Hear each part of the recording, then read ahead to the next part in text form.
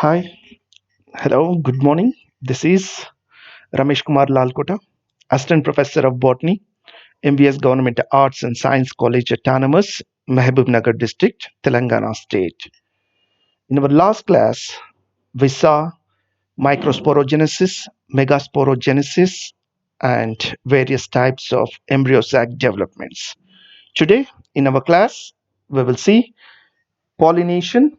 What are different types of pollinations? What are the different pollinating agents, and we will see pollen pistil interaction. Okay, first of all, let us discuss what is pollination and what are the various types of pollinations. What is pollination? Pollination, as you all know, is nothing but the process of transfer of pollen grains from the anther to the stigma of the flower by different agents like water, wind, animals, insects.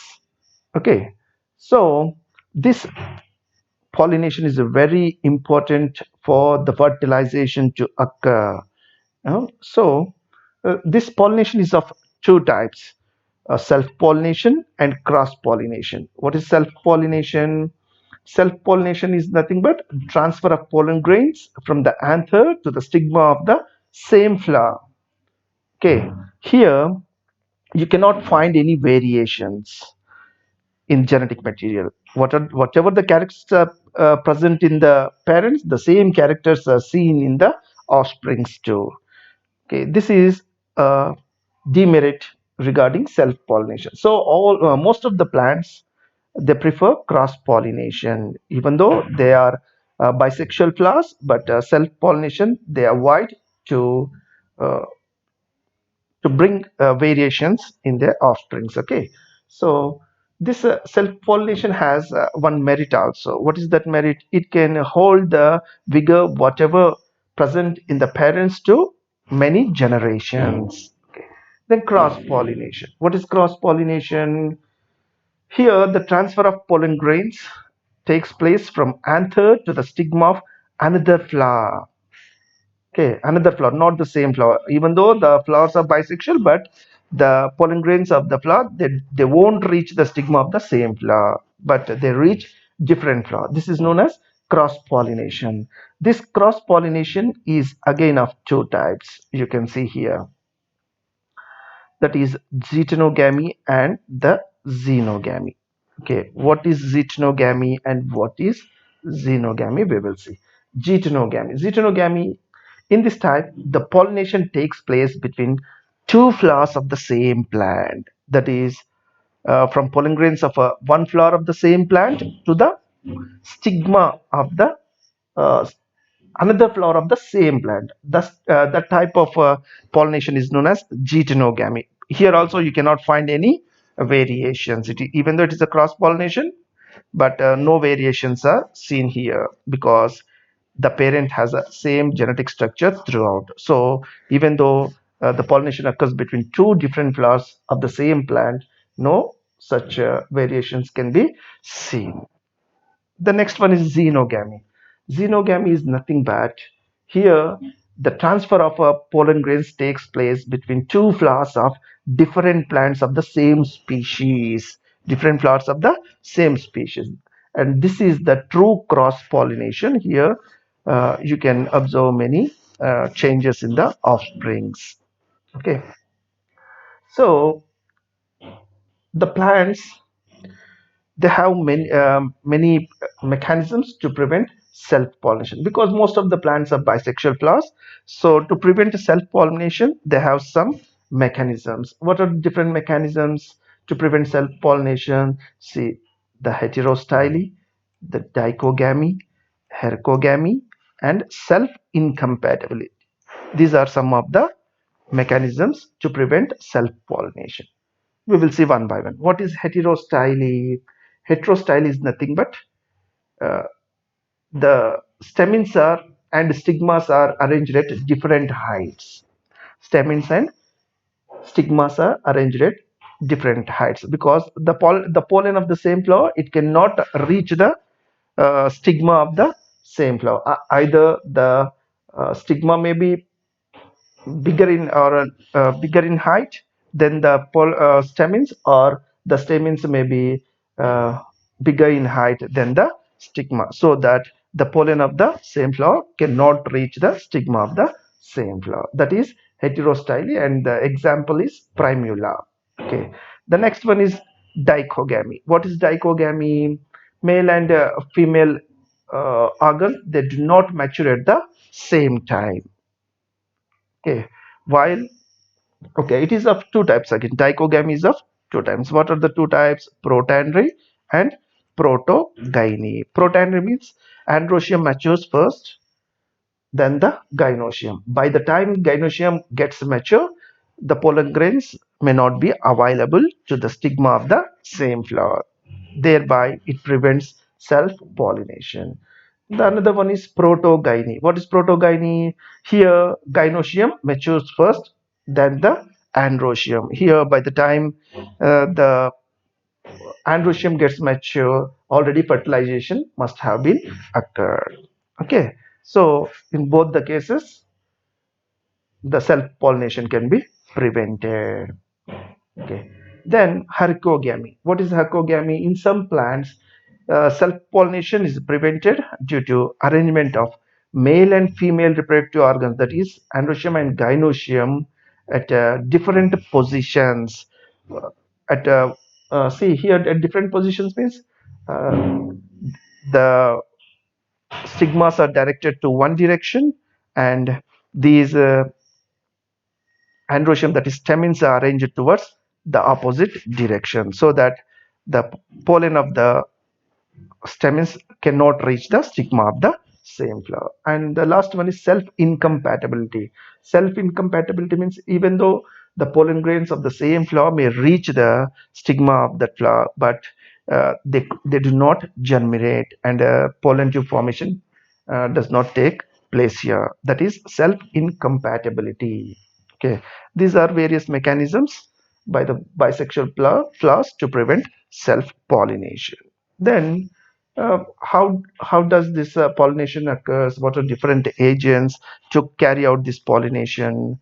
Okay, pollination occurs by means of abiotic agents as well as biotic agents. What are abiotic agents? Non-living agents are called abiotic agents, such as water, rain, wind. If this pollination occurs by this means, we call it as abiotic pollination.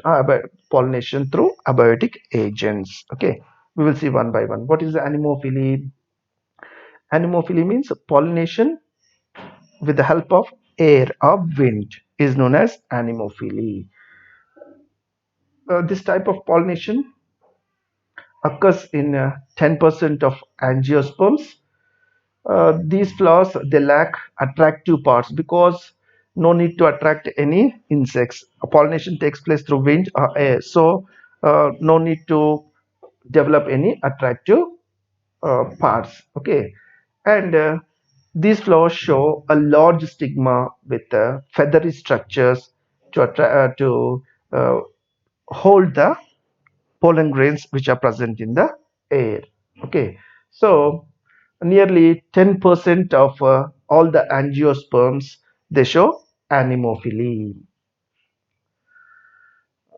And one more thing here, the pollen of these plants which show anemophily are very light, and they are produced in large quantities.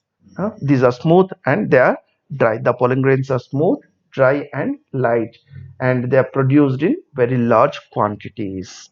Okay, so this is regarding anemophily. Then hydrophily. What is hydrophily? If pollination occurs by means of water, then it is known as hydrophily. It is again of two types, epihydrophily and hypohydrophily. What is epihydrophily? Epihydrophily, the name itself indicates that if the pollination takes place on the surface of water, then it is known as epihydrophily, and it can be observed in Vallisneria. Okay.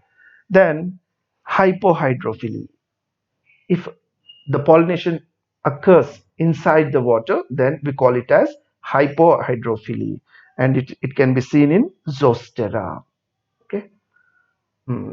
The pollen grains which are produced by these aquatic plants, they will be very small, and they can, if in a happy hydrophilus condition, the pollen grains float on the surface of the water. Okay. Then ombrophily. This is a special case explained by Hager Hupp.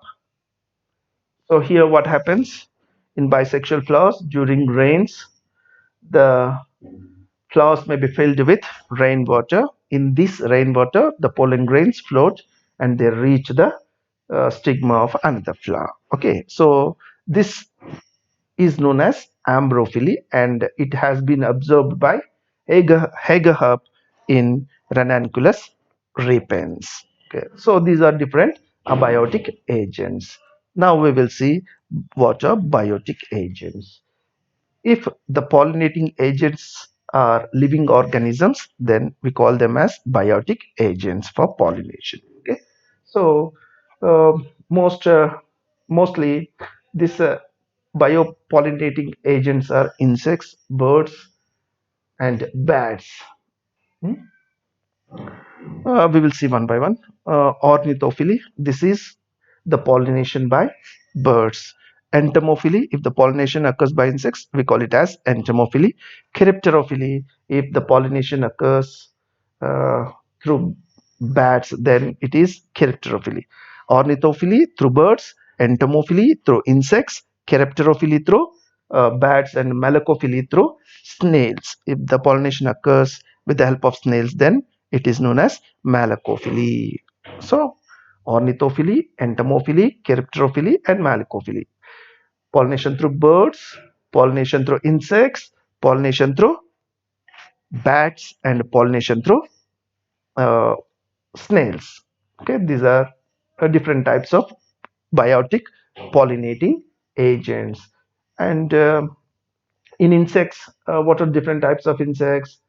Okay, butterflies, moths, honeybees, ants, thrips.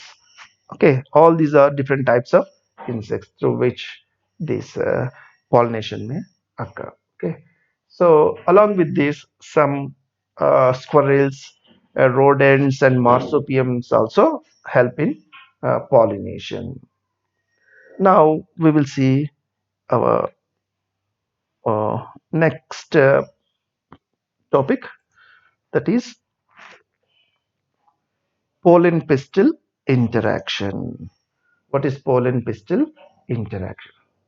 We already discussed that the pollen grains are liberated at a two celled stage normally, but sometimes they may be liberated at three-celled stage also. Okay, then ultimately they reach the stigma. There, what happens?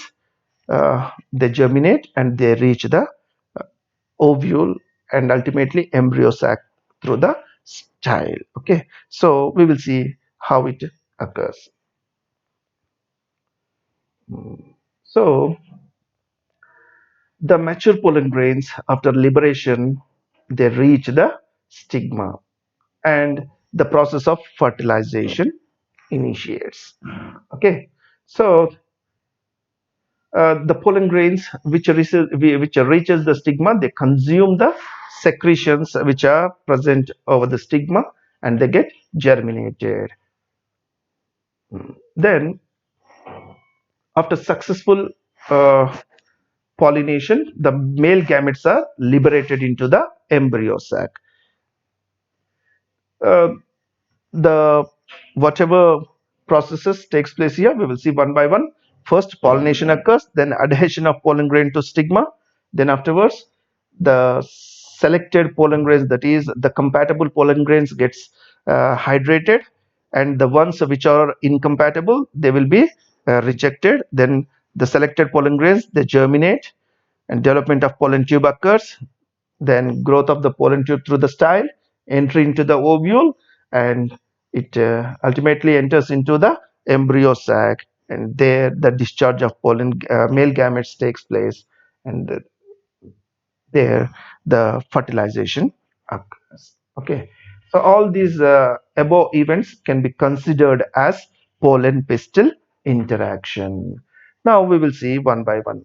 Prior to that, we have to understand the structure of the gynosium. We already saw that the gynosium has three parts. That is, the uppermost part, the recepting part is a stigma, followed by a tubular structure called style, and the lowermost part with ovules is ovary. Okay, so the styles may be again of two types. They are solid or closed types, hollow or open type. Okay, and the stigma are also two types. They may be dry stigma or wet stigma. Okay, so what happens here? First step is recognition of pollen by the stigma, because there is every chance that the pollen of different plants and different species may fall on the stigma, because uh, through air many types of pollen are traveling, so there is every chance of trapping this pollen also. So it has to recognize the pollen of its own type. Then afterward, germination of the pollen tube has to start. So due to the uh, wetting of the stigmatic part, the pollen grains of different flowers or species are caught up. Due to the presence of specific physiological process, stigma is able to recognize the pollen grains of its own species. Okay, so in the species which have self incompatibility, the stigma has immediately recognizing capacity. That means the pollen of different flowers or the pollen of the same flower, they are incompatible. Okay, so this stigma has the capacity to immediately recognize such pollen grains. Okay, the recognizing chemicals reach the stigma and perform their function. Most of the scientists have the opinion that some special types of genes called PDH genes, they secrete some chemicals to regulate this identification of the compatibility of the pollen grains. Okay, so recognition of compatible pollen grains takes place through stigmatic papillae. Small protuberances are seen over the stigma. These protuberances are called stigmatic papillae, and they play a very important role in identifying the compatible pollen grains. Okay, so the chemicals are secreted by the stigmatic papillae. They recognize those secreted on the pollen grain wall, and the pollen of the different plants or different species are incompatible pollen, they get rejected. Okay, and afterwards the hydration of the hydration of the compatible pollen grains takes place, and the dehydration of the rejected one. That means the rejected pollen grains, they never germinate on the uh, stigma. Okay, only the compatible pollen grains, they receive the secretions, and hydration of these compatible pollen grains takes place, and they only germinate further. Okay, so you can see here so many pollen grains, they may reach the stigma here, and here only one uh, pollen tube has been germinated here. See, you can see here.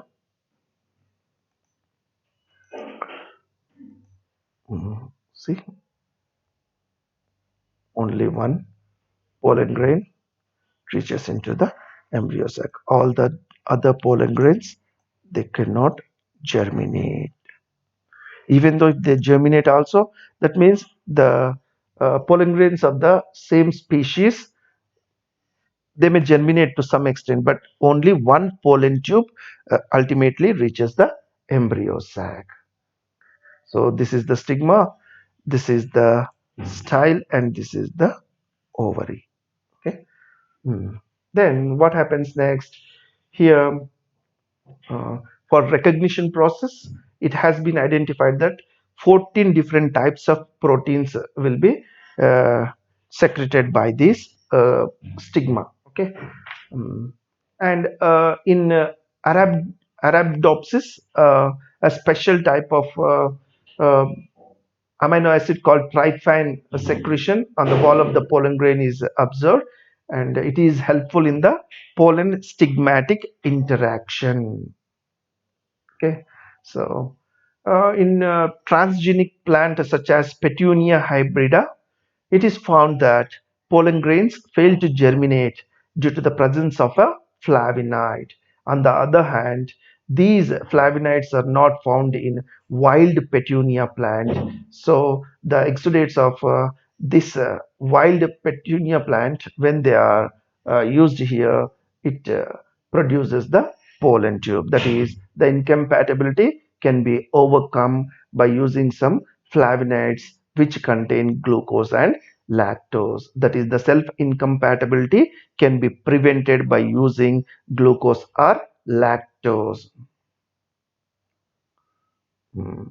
So these flavonoids, sometimes some flavonoids which are uh, secreted over these plants, they prevent the self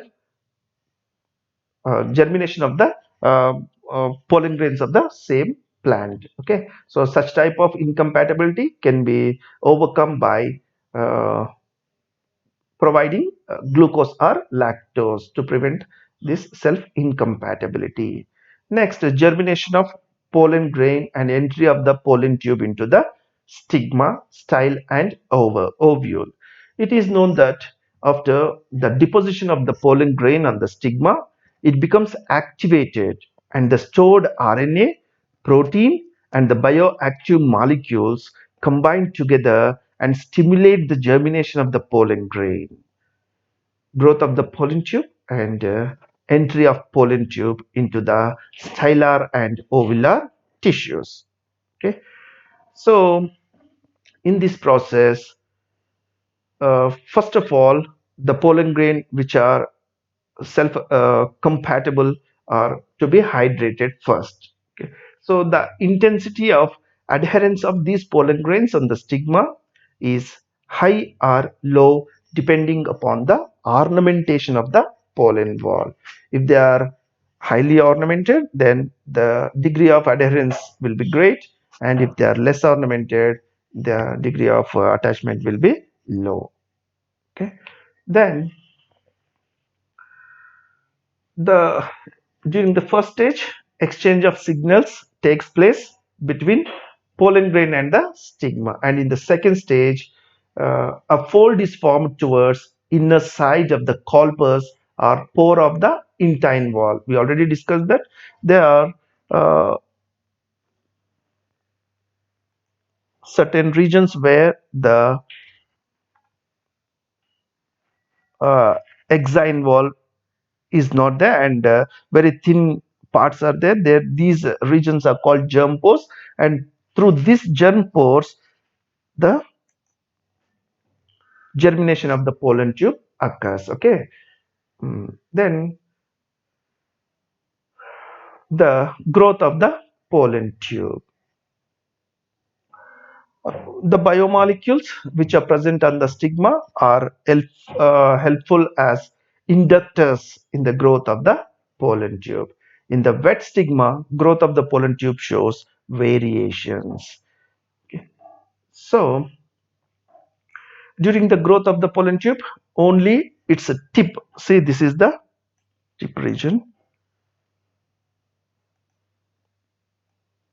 Only this region will grow. The tip of the pollen tube show active growth. Okay. The cytoplasm accumulates here, and the tip of the pollen grain starts developing slowly. A large vacuole is formed in the center and bottom of the pollen tube. At the tip of the pollen tube, plugs are formed which are made up of callus. You can see the plugs here in our next slide. Okay. Finally, a cap-like structure is organized at the tip of the pollen tube, which is termed as cap block. Okay.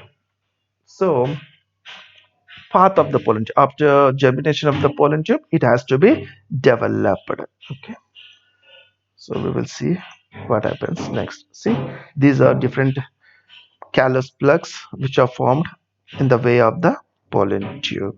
So the growth starts slowly. The cytoplasm is concentrated at the lower region here. Slowly, vacuoles develop at the center, moving the cytoplasm towards the growth region, and callus plugs to prevent the reversal of this gametes. The callus plugs formation takes place. See, you can clearly see here the callus plugs. Till then, the male gametes and the vegetative nucleus, they reach the bottom. So to prevent their reversal, they are closed with this callus plugs. So like this, uh, the pollen tube germinates and penetrates through the stylar canal. Okay, and sometimes what happens? The stigma may be hollow. Uh, the stigma and the style of the gynosium may be hollow. There, the pollen tube germination, it will take place easily. But in some species, the stylar region, it will be solid. So it has to uh, pierce through the stylar tissues.